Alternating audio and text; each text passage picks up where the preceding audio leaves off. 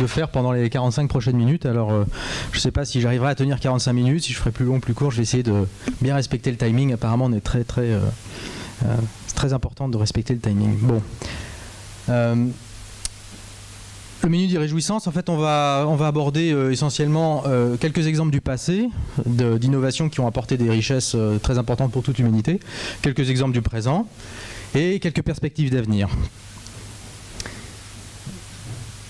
Alors, en termes de passé, on a quand même beaucoup d'innovations qui ont déclenché beaucoup de richesses. Je vais m'attarder surtout sur une d'entre elles, assez évidente, c'est l'imprimerie.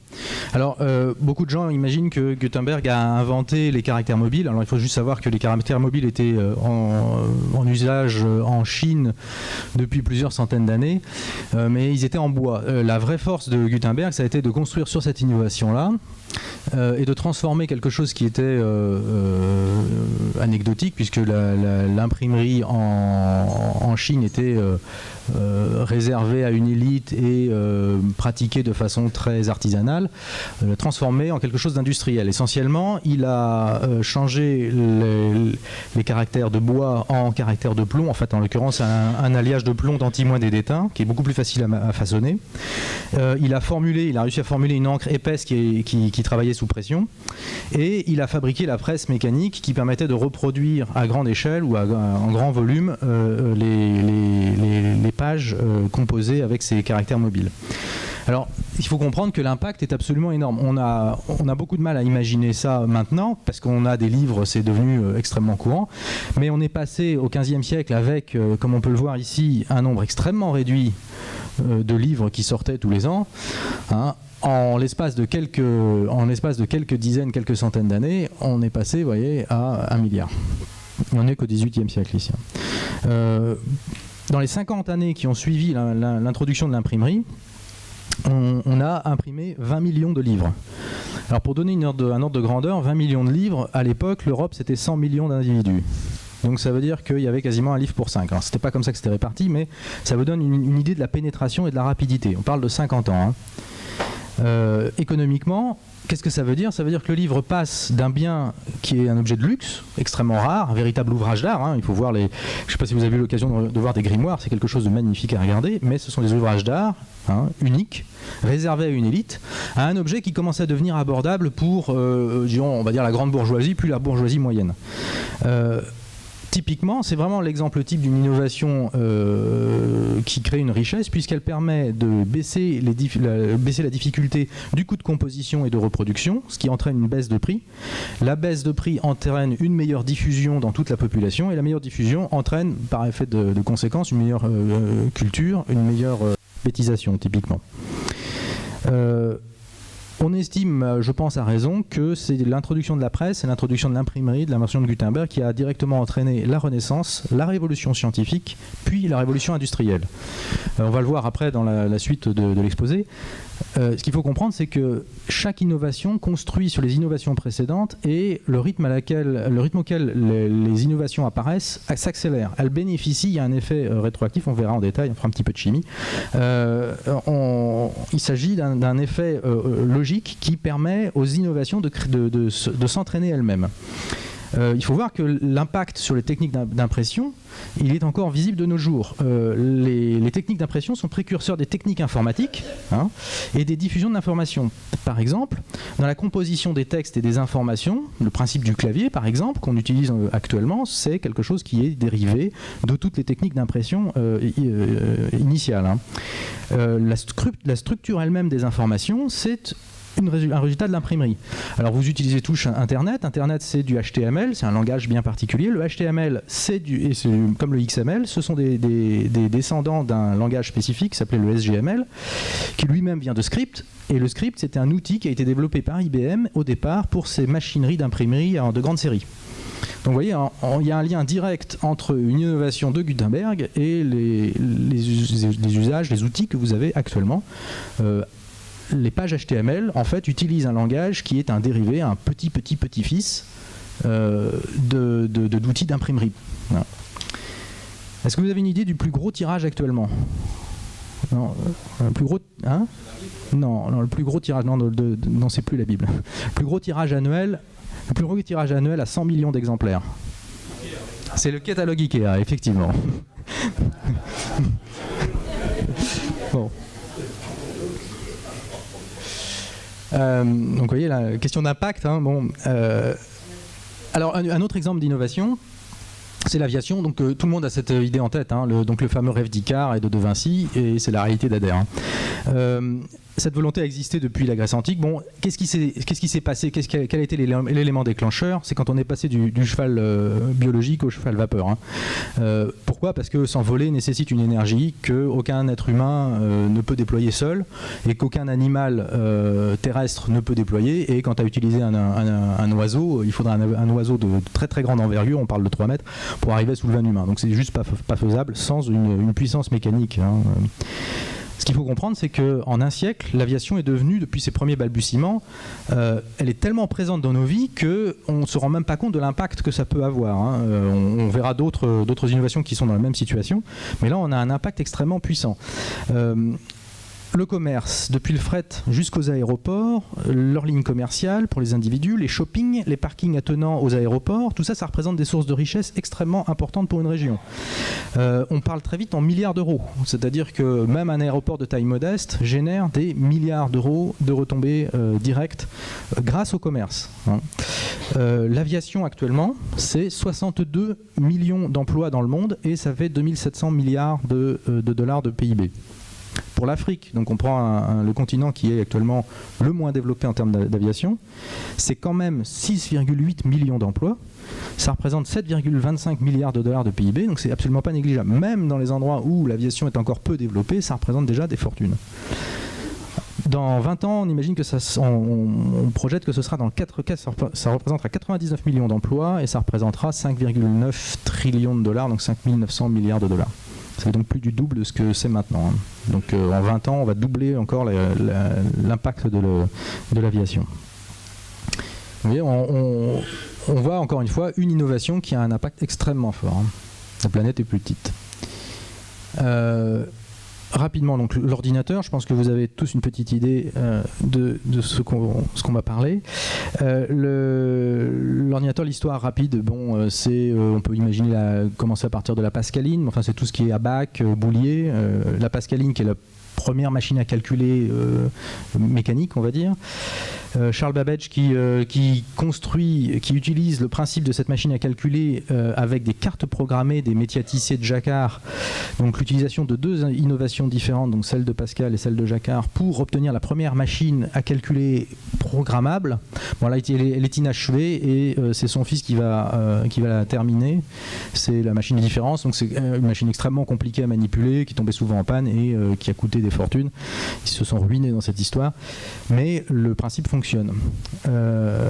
Plus tard, la partie purement mécanique est remplacée par une partie électrique, puis électronique. Ça va être utilisé massivement par Turing dans le cadre du décodage d'Enigma. Je ne sais pas si vous voyez, donc c'est le décryptage des informations des Allemands pendant la Seconde Guerre mondiale, ce qui aura donné un coup de fouet énorme à l'apparition de l'ordinateur, puisqu'ils auront transformé le calcul qui était fait essentiellement par des humains ou par des pignons et des engrenages donc purement mécaniques en quelque chose d'électrique puis d'électronique. L'utilisation de l'électronique, en fait, ça aura permis un gain en maintenance, en efficacité et puis bien sûr en taille. Hein. L'introduction du transistor et les circuits intégrés permettra de réduire encore le coût de fabrication, de production de ces machines. On est passé de plusieurs dizaines, plusieurs centaines de millions pour un ordinateur électrique à quelques dizaines de milliers, puis quelques centaines d'euros maintenant pour les machines électroniques. Alors il faut comprendre qu'en termes d'impact, c'est absolument énorme. En 1940, il y avait 0 ordinateur sur la planète. 70 ans plus tard, il y en a partout. Dans cette salle, il y en a au moins 80. 80 ordinateurs, au moins facilement. Vous avez tous un téléphone avec vous. Et c'est un ordinateur complet. En termes d'économique, le principe est maintenant si pervasif que l'homme moyen dispose d'un ordinateur complet de façon quasi permanente, à moins d'1 mètre de lui. On en a parlé un petit peu hier. Non, là, on peut regarder un peu les chiffres. Donc ça, on est en avril 2017. Vous voyez, il y a 7,5 milliards de personnes qui ont accès, et ça c'est la population totale, mais il y en a 3,8 milliards de personnes qui ont accès à Internet. Une pénétration de 51% en l'espace de, on parle de 30 ans ou 40 ans, c'est phénoménal.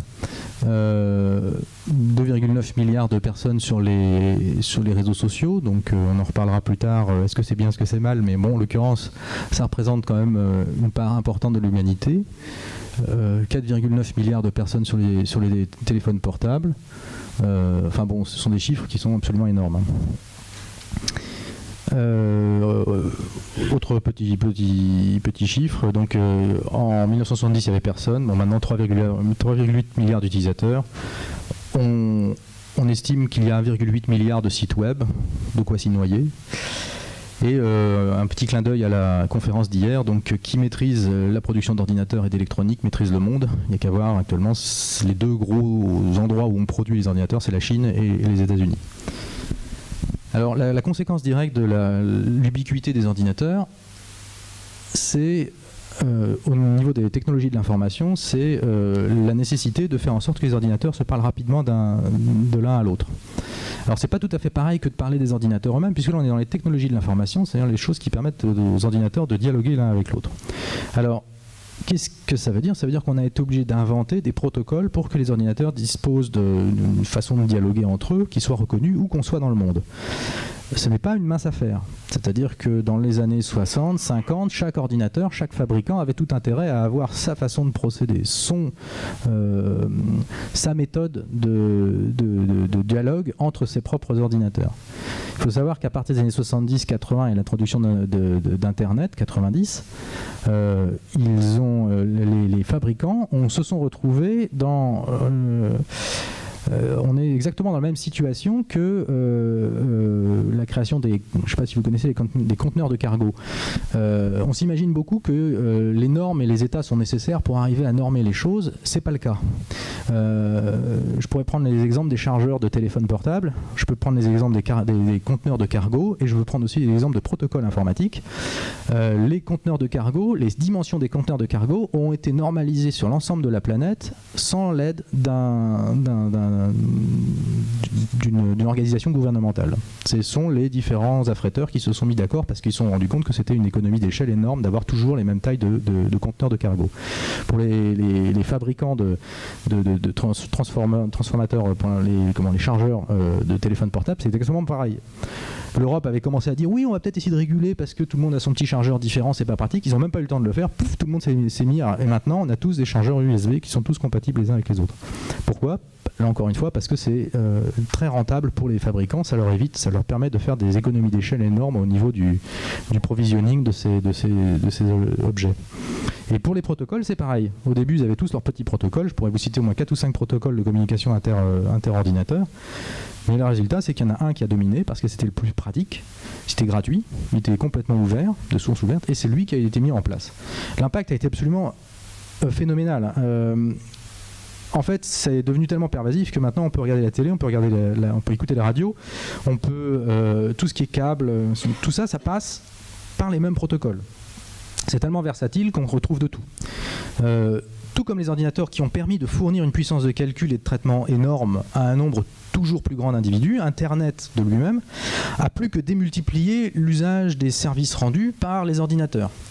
Alors ça, c'est la fameuse loi de Metcalfe dont vous avez peut-être entendu parler. En gros, elle dit la valeur du réseau augmente selon le carré du nombre d'utilisateurs. Donc ça veut dire que si vous multipliez par 2 le nombre d'utilisateurs d'un réseau, donc des gens qui se parlent entre eux, vous multipliez par 4 la valeur du réseau, quelle que soit cette valeur.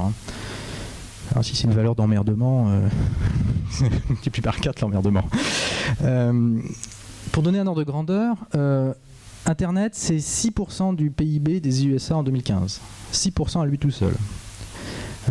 Internet, ça représentait 20% de la croissance française entre 2004 et 2009. 20%.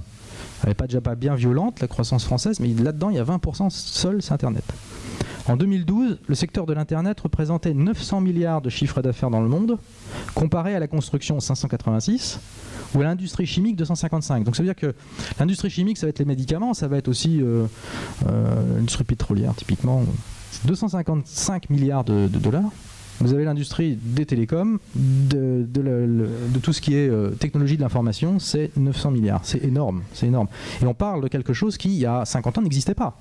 Technologie de l'information, il y a 50 ans, c'était 4 personnes dans une université. Hein, je caricature à peine. L'e-commerce en France en 2017, c'est 81 milliards d'euros de chiffre d'affaires et c'est 395 milliards de dollars aux USA en 2016. Donc on parle vraiment de choses qui sont massives.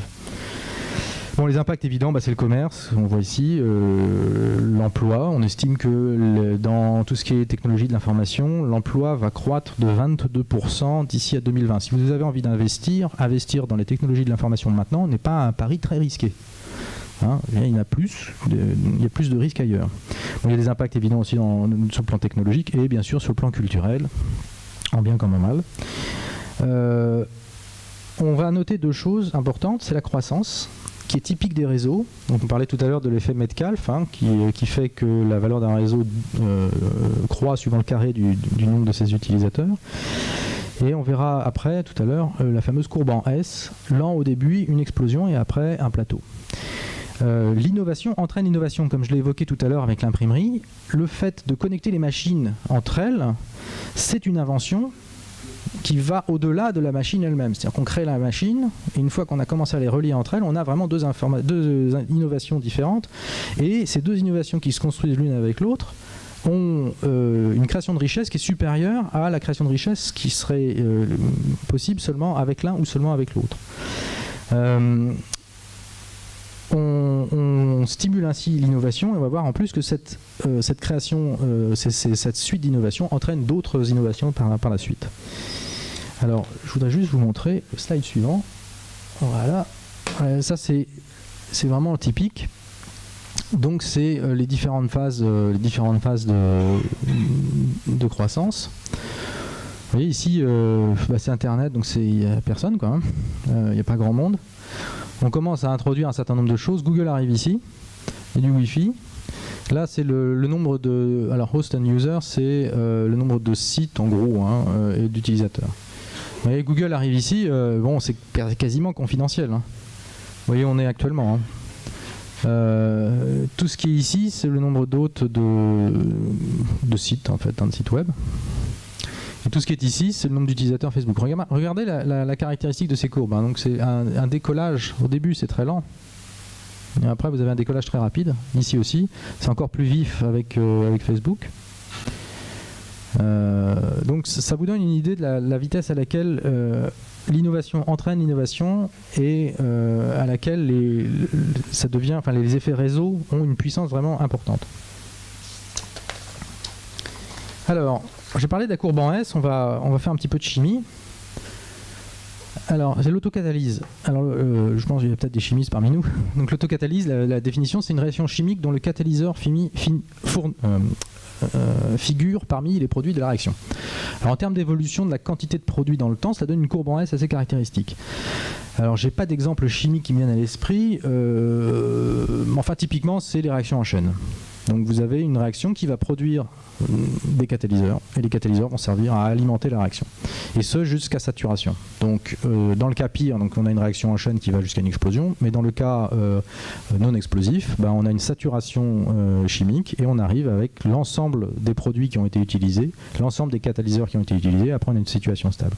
Et la caractéristique, c'est la fameuse courbe en S, avec un décollage plus ou moins lent, une jolie montée très rapide et puis après un plateau. Là en fait on est arrivé à la saturation.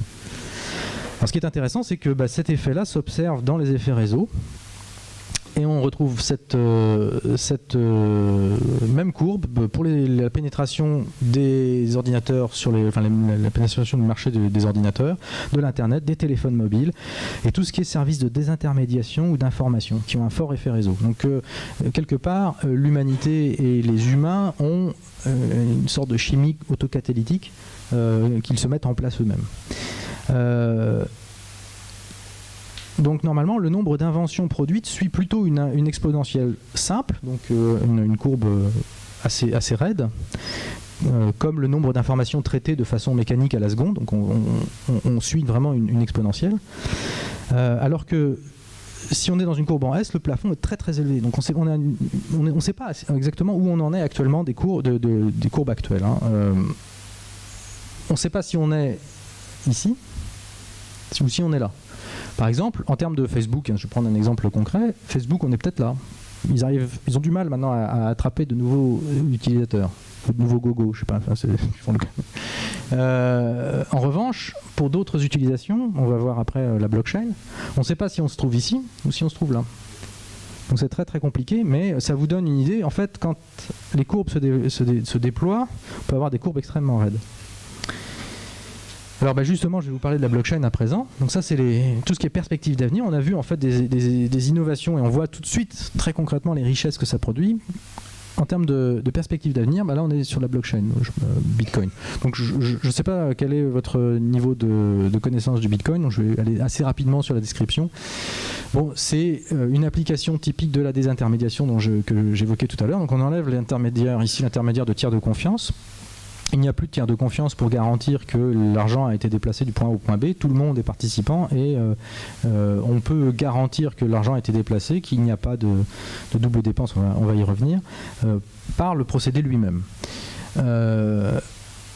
Donc l'idée de la blockchain et de son token, le token c'est le Bitcoin, donc, c'est de pouvoir faire des transactions, c'est-à-dire échanger de la propriété privée, sans intermédiaire de confiance.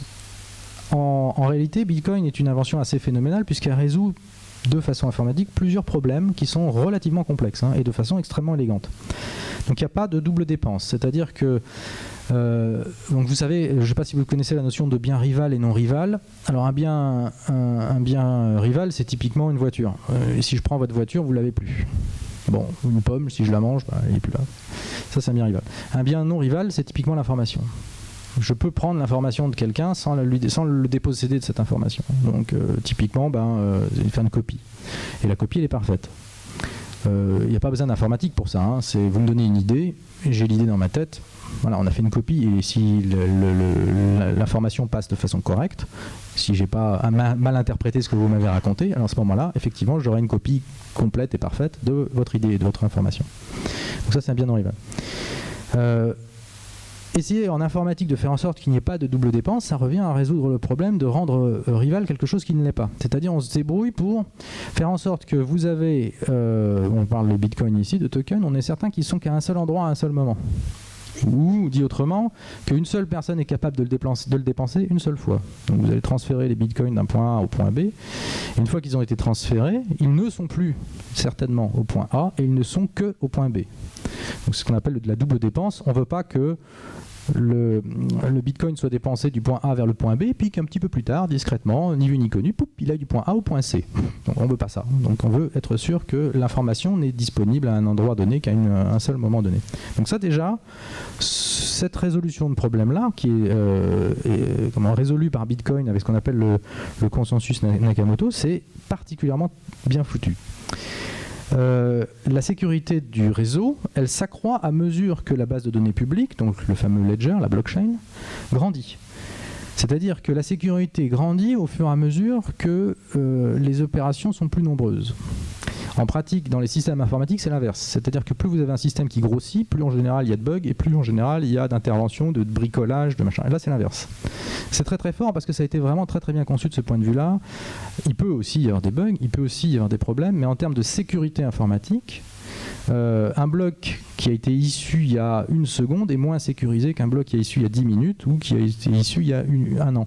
Un bloc qui a été construit il y a un an, donc un ensemble de transactions qui a été enregistré il y a un an, pour revenir en arrière et l'annuler, il faudrait dépenser une puissance de calcul qui est absolument hors de portée de l'humanité actuellement.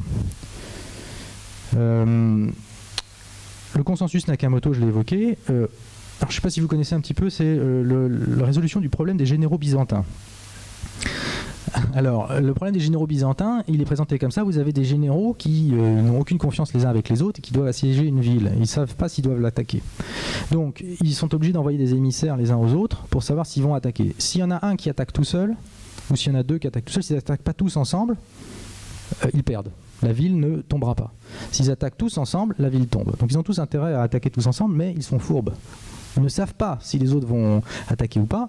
Et s'ils disent qu'ils vont attaquer mais qu'ils n'attaquent pas, eux, ils ont un intérêt, c'est que leur armée n'est pas détruite, puisqu'ils regardent les choses se passer. Ils savent que la ville ne tombera pas, et ils savent que les autres généraux des autres armées vont se prendre une raclée. Donc c'est tout bénéfice pour eux s'ils jouent pas franc jeu. Donc on est dans cette situation-là. Comment est-ce qu'on fait pour faire en sorte qu'ils se mettent tous d'accord, hein, qu'ils arrivent quand même à attaquer la ville ou à ne pas l'attaquer d'un commun accord, hein, sachant que les informations qu'ils échangent entre eux ne sont absolument pas fiables. Eh bien, le consensus Nakamoto, c'est ça. C'est ce qui est inscrit dans la blockchain, c'est la résolution de ce problème-là. On pourrait rentrer en détail de comment il résout ce problème, mais c'est par un moyen particulièrement intelligent, à la fois la résolution d'un puzzle et l'échange d'informations à preuve d'existence, sans divulgation d'informations. Donc c'est très très fort. Enfin, l'incitation économique de la blockchain, elle est faite pour inciter naturellement au jeu honnête. C'est-à-dire que les gens ont tout intérêt à mettre des ressources en œuvre pour jouer franc jeu, et pas l'inverse. Et en fait, s'ils font l'inverse, plus ils le font, plus ils perdent d'argent. Donc, quelqu'un qui vient participer à la blockchain, il est obligé de le faire de façon honnête ou de subir des pertes de plus en plus importantes. Donc, c'est très très très malin. Et c'est pas construit, c'est pas quelque chose qui est fait par contrat, c'est quelque chose qui est fait par construction. Donc, ça incite à l'honnêteté en quelque sorte. Alors, de même que la disparition ou la réduction des coûts d'intermédiation, donc on a vu tout à l'heure un petit peu avec la partie des réseaux, on a évoqué peut-être un peu l'ubérisation rentre là-dedans, changement d'intermédiation. La disparition des tiers de confiance dans toutes les chaînes de transactions permet une création de valeur sans équivalent depuis l'avènement du système bancaire moderne. Hein. Donc l'introduction du compte à vue, concomitante avec l'invention de la comptabilité en partie double et des lettres de crédit par les banquiers lombards du XVe siècle. Bitcoin et sa blockchain apportent en fait un moyen d'enregistrer un flux ou d'enregistrer tous les flux financiers dans le temps et d'en garantir la fiabilité et l'ordonnancement. C'est-à-dire que vous avez vraiment la possibilité avec une blockchain de savoir que tel flux a bien eu lieu, il est non répudiable, vous pouvez être certain qu'il est allé du point A au point B, et que ceux qui ont validé ça pour aller du point A au point B ne peuvent pas dire « Ah non, non, c'est pas moi !» C'est pas possible. Alors, je ne suis pas en train de dire que c'est pas anonyme, c'est ce qu'on appelle la pseudonymisation de la blockchain, mais ce que je veux dire, c'est que les gens qui ont déplacé les fonds ne pourront pas nier qu'ils l'ont fait. Hein, on peut le prouver. On peut prouver que celui qui a la clé privée qui permet de déplacer les fonds l'a bien fait et que seul lui l'a fait. C'est non répudiable, c'est ordonnancé, c'est-à-dire que dans le temps, on sait que telle transaction est arrivée avant telle autre. Il y a un timestamp, c'est-à-dire une datation, si vous voulez. On est absolument certain que si cette transaction a eu lieu le 21 avril 2014 à 17h30, elle a eu lieu le 21 avril à 17h30. Il n'y aura personne pour pouvoir tripoter ceci. Donc ça permet par exemple d'enregistrer des transactions, mais ça permet aussi d'enregistrer des changements de propriété, ça permet de valider au plan légal des choses qui nécessitent ce fameux timestamp, cette fameuse date de valeur. Typiquement, ça va être les passations de propriété privée, ça va être on pourrait même imaginer des choses avec des huissiers qui pourraient utiliser la blockchain pour valider une date ou une heure. C'est bon, normalement c'est bon. Alors, quelques mots sur les acteurs de la blockchain. Alors on a ceux-là, hein, essentiellement il y a 4 grands groupes, les développeurs, les mineurs, les échanges et les participants. Alors les développeurs, ce sont eux qui proposent le code, qui sera appliqué ou non par les acteurs. Le code, c'est la loi, hein, on va dire. C'est-à-dire c'est le code qui tourne, qui permet de dire comment la blockchain est gérée. Hein. Les mineurs, ce sont eux qui font tourner le code en question et ce sont eux qui valident la chaîne. Ce sont eux qui aussi font les investissements les plus coûteux, qui sécurisent les transactions. Et ils sont rémunérés pour cette sécurisation. Donc ce sont eux qui créent les nouveaux tokens, pas à l'infini mais régulièrement de façon diminuante. Et l'ensemble de ces mineurs constitue l'émission monétaire, au moins l'émission monétaire initiale. Les échanges, ce sont ceux qui permettent de faire, qui ont, en quelque sorte, ce sont les SaaS avec les monnaies fiat. Et ça permet aussi de faire les échanges de crypto à crypto. Vous avez des bitcoins que vous voulez échanger contre des Ethereum. Enfin, il y a plusieurs cryptos qui existent, vous pouvez les échanger entre elles, ou vous pouvez aussi acheter avec des euros des bitcoins ou vendre des bitcoins pour des euros ou n'importe quelle autre crypto directement. Ça, en gros, ça permet de faire le point de passage. Hein. Et les participants, ça va être les commerçants qui acceptent les cryptos directement et les consommateurs qui les utilisent dans leurs transactions. Donc, vous voyez, il y a quatre acteurs qui sont tous très importants. Quelques principes de base de la blockchain. Alors, les déflationnistes, c'est-à-dire qu'il y a de moins en moins de bitcoins qui sont produits. C'est très important parce que ça veut dire que tous les participants savent précisément que les jetons qui sont produits vont acquérir un statut de rareté, si on veut. C'est un petit peu comme on parlait de l'or par comparaison, mais ça pourrait être... en fait, on a une production qui est fixe, donc on sait qu'à un moment donné, on devra jouer avec ce qui a été produit et rien d'autre. Donc le plafonnement tourne autour de 21 millions, je crois que tout le monde connaît ce chiffre. C'est incassable, c'est-à-dire que la blockchain, elle est mathématiquement pas incassable. Pour modifier donc un enregistrement de la chaîne, il faut pouvoir disposer d'une puissance de calcul qui grandit de façon exponentielle à mesure que les blocs sont ajoutés à la chaîne, c'est ce que j'évoquais tout à l'heure. C'est totalement décentralisé, c'est-à-dire qu'il n'y a pas une seule implémentation de logiciel, il n'y a pas qu'un seul mineur. Donc un État, un gouvernement qui voudrait tomber sur la blockchain et dire « Ah, ça suffit ces conneries », pouf, eh ben il peut pas. Il ne peut pas parce qu'il était obligé de se confronter à des dizaines d'acteurs dans des dizaines de pays différents. Il est confronté à des dizaines de développeurs, d'équipes de développement différentes, qui n'ont pas toutes les mêmes agendas politiques d'ailleurs, qui sont dans des pays parfois éloignés les uns des autres. Il y a des équipes de développement qui travaillent sur la même implémentation, mais dont les développeurs sont en France, en Australie, je ne sais pas où. Donc évidemment, ça nécessite des coordinations. Pour arriver à tomber là-dessus, ça nécessiterait des coordinations intergouvernementales particulièrement solides. La seule chose réellement unique sur laquelle les gens s'entendent, c'est le protocole et sur les principes de base. Donc là, en fait, les gens se sont mis d'accord quasiment obligés parce que ça fonctionne. Ça fonctionne et ça fonctionne très bien.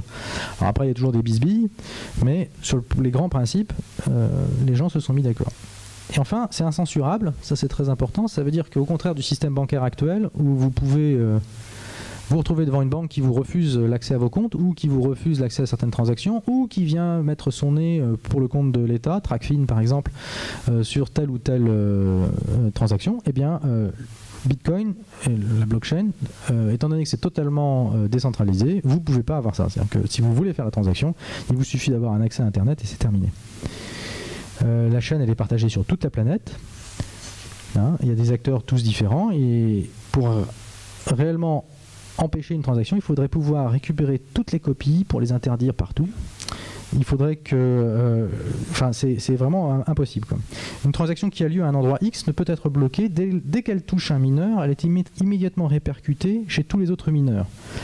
Là aussi c'est pareil, c'est pas parce qu'il a envie, c'est parce qu'il a un intérêt économique direct à faire en sorte que les transactions qu'il voit soient visibles par tous les autres le plus vite possible, par construction. Donc là aussi c'est magnifique, ça veut dire que non seulement les États doivent attaquer quelque chose qui est décentralisé, mais quelque chose qui est décentralisé et qui économiquement a un intérêt à faire tout en sorte pour être le plus insaisissable possible. C'est très très malin. C'est très méchant pour les États. Alors quelques applications, on parlait de la richesse des nations, pour l'instant on parle de choses qui sont embryonnaires, mais on voit tout de suite des applications dans la finance et dans le côté non financier. Donc dans la finance, tout ce qui est la partie stockage de données, l'échange de monnaie, les transferts peer-to-peer, donc de pair à pair. Il y a des exemples de partage de comment on appelle ça, de covoiturage en français, de plateformes de trading, éventuellement on peut faire du jeu. Et du côté non financier, alors ça permet de faire l'authentification. On peut utiliser la blockchain pour authentifier des transactions et authentifier des personnes, l'immobilier, l'identité digitale, les smart contracts, ça je pourrais en parler un petit peu, le développement d'applications spécifiques. Donc, comme il s'agit d'un procédé non falsifiable et non censurable, on peut faire beaucoup de choses. Donc on peut l'utiliser comme preuve de possession. Qui dispose de la clé privée peut prouver avec la signature d'un message et donc prouver la possession des choses qui sont inscrites dans la blockchain. On peut inscrire ce qu'on veut. Hein. Les smart contracts, donc, c'est que chaque transaction, c'est un calcul en fait. Hein. C'est un calcul et on peut lui adjoindre des conditions qui sont plus ou moins complexes. On peut dire par exemple telle transaction n'aura lieu que si, on va prendre un exemple idiot, il fait beau aujourd'hui. Bon, voilà. Le langage qui est accroché aux transactions, c'est un langage de scripting, il est Turing complet, donc c'est un terme bien particulier qui veut dire qu'on a tous les éléments pour faire tourner n'importe quel type d'application, faire tourner un programme. On peut faire du calcul distribué, donc un exemple type qui a été évoqué, c'était d'utiliser la blockchain pour faire du calcul distribué pour le repliement des protéines. Alors, je ne sais pas si vous voyez un petit peu ce que c'est, mais c'est très intéressant pour essayer de faire de la pharmacologie, de la pharmacopée au travers des calculs qui sont distribués. C'est extrêmement varié en fait, quasiment ça va dépendre de l'imagination des développeurs. On peut aussi stocker tout simplement des données qui ne sont plus censurables. La blockchain étant non censurable, on peut stocker des données non censurables, donc ça peut être aussi une voie pour la liberté totale d'expression. Là, on rejoint le libéralisme de plein fouet. Quelque chose qui est écrit dans la blockchain restant de façon illimitée dans le temps et n'étant pas censurable, si vous voulez écrire l'intégralité des productions de Bastia, on peut. Ça coûte pas très cher en plus. Donc c'est possible. Une fois que c'est inscrit dans la blockchain, il n'y a plus personne pour pouvoir l'en retirer. Il n'y a pas de risque de perte parce qu'il y a un maximum de redondance. Il y a un protocole qui a même été développé exclusivement pour ça, qui permet d'écrire sur des blockchains comme ça, de telle façon à ne jamais perdre ses données. Juste quelques chiffres, un Bitcoin dans le monde. Bon, là pour l'instant, les chiffres sont peut-être un petit peu vieux, ils datent de début août. Il y a un petit peu plus de 17 millions d'unités, donc ça fait 17 millions de Bitcoin qui ont été minés. Maintenant, il doit être pas très loin de 400 millions de transactions. La blockchain, ça représente dans les 200 gigas à peu près. 48 exahash, ça ne va pas vous dire grand chose, mais bon, ça veut dire 48 millions de milliards, de milliers de milliards de hash de calcul à la seconde. Mais c'est très très gros, c'est un très gros chiffre. C'est pas le plus qu'on puisse avoir, mais c'est absolument énorme. Il y a une dizaine de mineurs majeurs, donc c'est pour dire que c'est vraiment pas centralisé. 9800 nœuds. 9800 nœuds, ça veut dire que vous avez 9800 participants au réseau qui transmettent les transactions partout dans le monde. Donc un État qui veut arrêter Bitcoin, il doit taper sur 9800 nœuds qui sont répartis partout sur la planète. Ça demande de l'énergie. C'est très au-delà de ce qu'un État est capable de développer. Bon, la valorisation donc là c'était en août, ça a encore changé, mais 109 milliards. Ça n'a pas grand sens puisque pour le moment on est vraiment, comme je disais, en biliard. Alors regardez bien la bobine de la courbe. Vous reconnaissez peut-être la fameuse courbe en S qu'on a vue tout à l'heure. Vous voyez ? Alors la question c'est, est-ce qu'on est ici, puis là ça va faire un plateau ? Oh, un plateau. Ou est-ce qu'au contraire, hop, ça va monter. Là, je vous laisse spéculer. Vous pouvez imaginer ce que vous voulez. J'ai pas de réponse. À mon avis, on n'est qu'au début. Tout au début. Petite conclusion.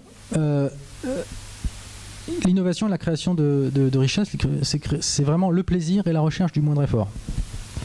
Et tout ce qui est le plaisir à la recherche du moindre effort, c'est ce qui a motivé réellement les innovations. Chaque innovation bénéficie des innovations précédentes et c'est précisément parce qu'on fait la recherche du moindre effort. On ne va pas s'amuser à réinventer l'ordinateur à chaque fois qu'on crée un nouvel ordinateur. Donc actuellement, par exemple, les puces des ordinateurs que vous avez dans votre poche ont été conçues par d'autres ordinateurs. C'est-à-dire qu'un humain est incapable de créer les circuits imprimés qui sont dans votre poche. En fait, on est de la 3e génération, c'est-à-dire que c'est un ordinateur qui a créé un ordinateur qui a créé un ordinateur. La recherche ininterrompue, très concrètement, ça a permis l'émergence de toutes les civilisations humaines. Et puis, on imagine, je vais vous expliquer après pourquoi, que c'est la bière qui a permis le développement de la civilisation. En gros, l'agriculture, c'est un des points clés de la civilisation. Elle se serait développée non pour nourrir, mais pour produire de la bière. Les hommes préhistoriques ne cultivaient pas le blé, qui demande un travail très laborieux pour le transformer avant de le consommer, mais plutôt les céréales de base, le houblon et le malt, nécessaires à la bière. Et c'est une boisson festive, évidemment. Elle aurait permis de créer des liens entre les différentes ethnies et elle aurait donc contribué directement au développement de la civilisation. C'est pas une hypothèse très complètement farfelue, en fait, parce que quand on regarde sur toute la planète, dans les festins traditionnels à travers le monde, on retrouve 3 ingrédients qui sont quasi universels. La viande, alors je suis désolé pour les végétariens, mais c'est bon, la viande, un certain type de céréales, et pas le blé, et de l'alcool. Et on le retrouve partout. La bière étant un des alcools les plus faciles à produire. Le vin demande plus de travail parce que on a plus de chances de rater le vin que de rater la bière. La bière, on peut le faire quasiment chez soi dans son jardin, dans son garage. Alors bon, je ne suis pas sûr qu'on peut vraiment dire que la bière a permis de créer toute la richesse qui nous entoure maintenant. Je ne suis pas sûr qu'on puisse faire un lien direct entre la bière et l'exploration de l'espace. Hein, mais c'est pas totalement absurde d'imaginer que voilà, cette innovation-là a propulsé l'humanité là où on est maintenant. Voilà.